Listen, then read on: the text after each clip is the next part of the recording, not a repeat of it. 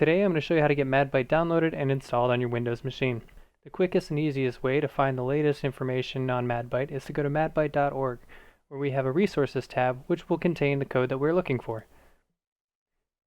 So in here you'll be able to find direct links to the GitHub and source code, as well as the user guide and sample data to get you started with MADByTE.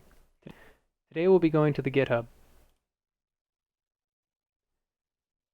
The GitHub repository is the collection of all of the changes that we are currently making and have made to MADByTE, so that you can always go back and find older versions. If you're familiar with Git, you're more than welcome to download and clone the code directly using a GitHub manager, but for today we're going to be using the latest releases.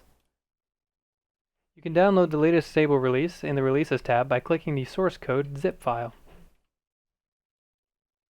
We'll be downloading this to our desktop for today. Once we extracted the folder that we just downloaded, you'll be able to open it up and see that we have MADByTE with the latest version number. In here we have all of the files that make MADByTE work, but the important ones to install it are the MADByTE install script as well as the environment file. To install it on your local machine, simply click the MADByTE install batch script. This will create a new Anaconda environment called MADByTE, as well as install all of the needed dependencies for MADByTE to work. This is a relatively quick installation script and should take around 3 to 5 minutes.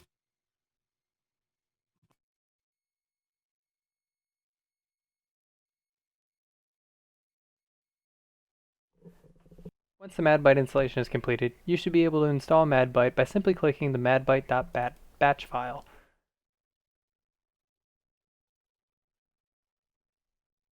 If you see the graphic user interface pop up, you are ready to process your own data using MADByTE.